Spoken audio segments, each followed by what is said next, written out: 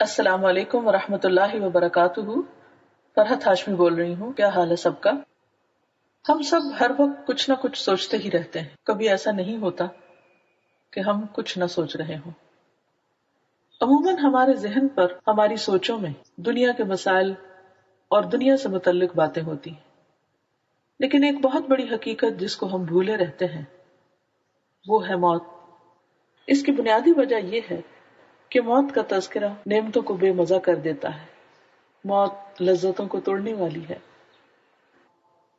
آج صبح ایک حدیث پڑھتے ہوئے میں چونک اٹھی۔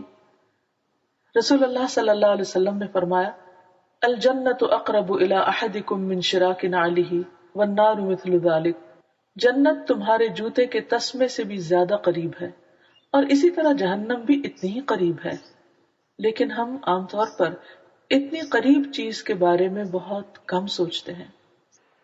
عبداللہ بن عمر کہا کرتے تھے، جب شام ہو جائے تو صبح کا انتظار نہ کرو اور صبح ہو جائے تو شام کا انتظار نہ کرو۔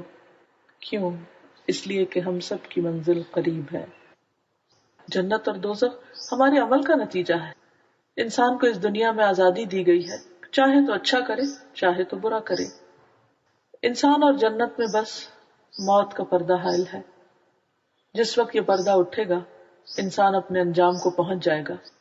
موت چونکہ اللہ سے ملاقات کا ذریعہ بھی ہے، اس لیے اللہ کے دوست مومن بندے موت کو ہر وقت یاد کرتے رہتے ہیں۔ وہ اپنی آخری منزل کو کبھی نہیں بھولتے، وہ جنت اور دوزخ کو واقعی قریب سمجھتے ہیں۔